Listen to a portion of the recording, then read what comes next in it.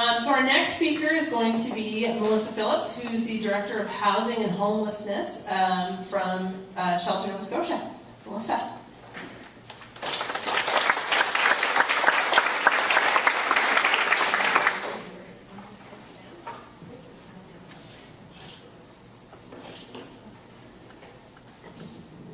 Thank you very much. I'm not much of a public speaker, so this is a little exposure therapy for me. So I do have some notes to reference. I guess firstly, I'd really like to say thank you. It's an honor to be here. We're very privileged to be here and really thankful to share our story with you about the organization and about what it is that we do. Myself, I've been with Shelter Nova Scotia now for 10 years, so I'm quite proud of the organization and the work that we've done and the way that we've changed. And we've been around since 1968. And we've been doing residential work since 1984, and the organization has really grown and developed, and I consider it to be quite adaptable to change and respond to the needs of the clientele that we serve. So Shelter Nova Scotia is we promote ourselves as being compassionate about two things, and that's ending homelessness one person at a time, and also helping people make the transition from institution to community living. Our focus really is about housing and helping people move beyond our facilities. Because in our minds, ultimately, we would hope that someday we wouldn't have a job. That's our ultimate goal. Unfortunately, the way our systems exist today, there's a strong reliance on shelters and residential programming. And so, while we don't see that anytime soon, it's certainly an ultimate goal of ours. And P.S. I'm from Newfoundland, so I speak really quickly. So for me, I'm going a little too quick. So we do accomplish our goals and our mission via a couple of things. We operate 2 shelters for individuals who are experiencing homelessness.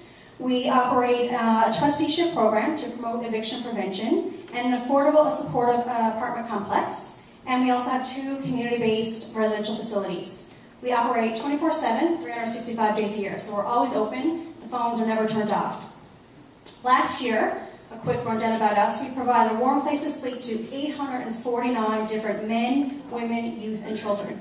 So when we hear Joanne kind of talk about early intervention, I guess ultimately you can say that Shelter Nova Scotia is the organization that works with people that have fallen through the gaps.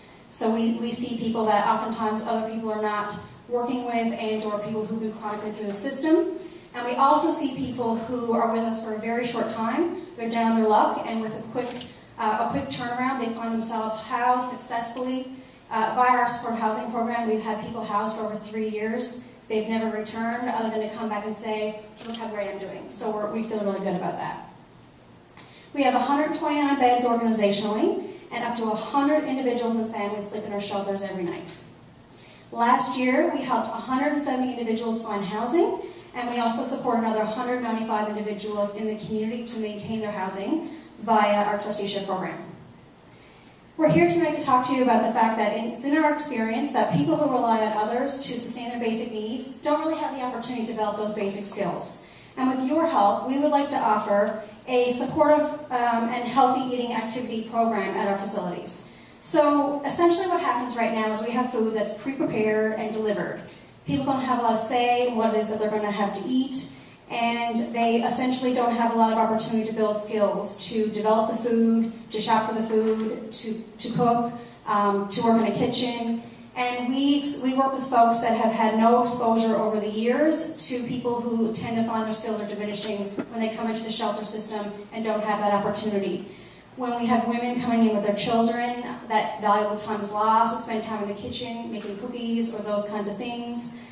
So, you can ask yourself, what must it feel like to not have the opportunity to have say in the food you eat? And our primary focus is transitioning people to housing. So we don't do a lot of work in programming, and that's something we'd really like to change. We have recognized over the last number of years that people are staying in our facilities, and they do require some assistance to make those transitions. And we'd like to be able to do more to help them make that transition, because what's happening is we're really focusing on making the transition to housing, and people get up into housing and then they don't really know what to do. So we work with individuals that don't understand that the same cloth that you clean the toilet with is not the same cloth that you then use to wash the dishes. And without those opportunities to have hands-on activities, we don't really have the opportunity to see exactly what kind of support people need. And in the last couple of years, when we started operating our supportive housing program, we really started to notice what was breaking down as individuals transitioned from our facilities. So as people moved out and we would be visiting them in their own homes, we were seeing exactly what a lack of skills people had, whether it was just how to turn on the stove. So we really want to get more hands-on in terms of our programming.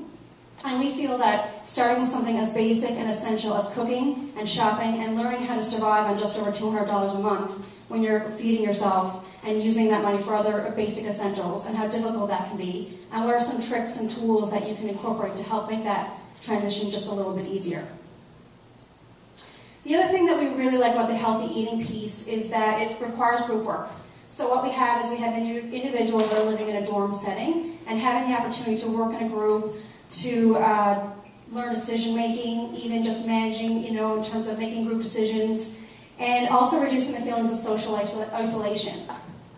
We also believe that this type of work can positively contribute to self-esteem. So, is that my cue?